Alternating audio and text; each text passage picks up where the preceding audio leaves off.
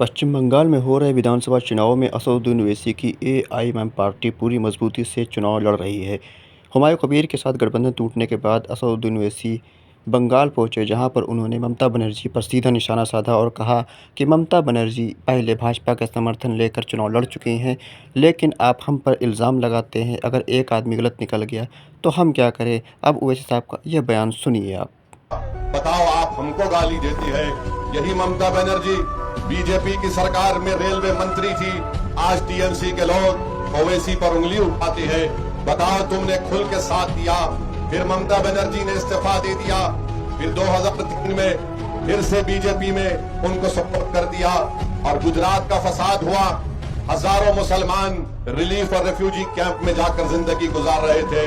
जो लोग पूछते हैं ओवैसी ही तुम आकर वोट काटना चाहते हो, अरे मैं गुजरात के 2002 के रिलीफ कैंपों में वहां पर 10 दिन तक काम किया।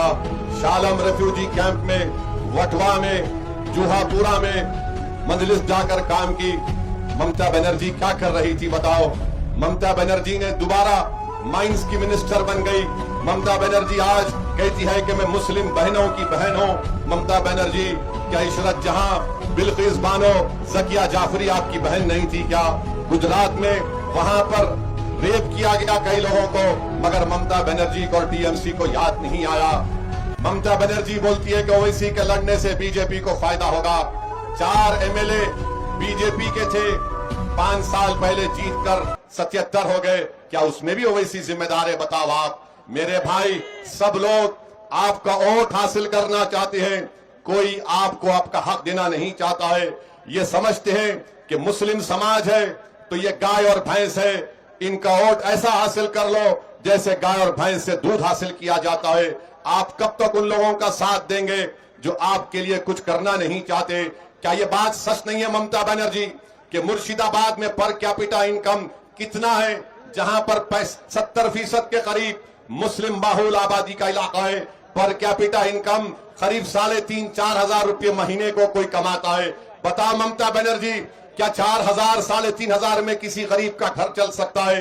क्या ओवैसी साहब ने ममता बनर्जी पर सीधा हमला बोला और कहा कि भाजपा का जो पहला सांसद बंगाल के अंदर बनवाया है वो ममता बनर्जी ने बनवाया है। ममता बनर्जी पहले भाजपा के साथ मिलकर चुनाव लड़ चुकी हैं, भाजपा के सहयोग में रह चुकी हैं, लेकिन वो बी टीम नहीं है और असदुद्दीन ओवैसी जब चुनाव लड़ने आते हैं तो वो बी टीम हो जाते हैं। पश्चिम बंगाल के अंदर 30% मुस्लिम आबादी है, लेकिन मुसलमानों की हालत ममता बनर्जी की सरकार हो या फिर कांग्रेस की लेफ्ट की सरकार हो, इसमें किसी ने भी सुधारने की कोशिश नहीं की। मुसलमानों को सिर्फ वोट बैंक की तरह इस्तेमाल किया गया। अब मुसलमान अपनी सियासी हिस्सेदारी हासिल करने के लिए चुनाव लड़ रहा है तो मुसलमानों पर बी टीम होने का आरोप लगाया जा रहा है।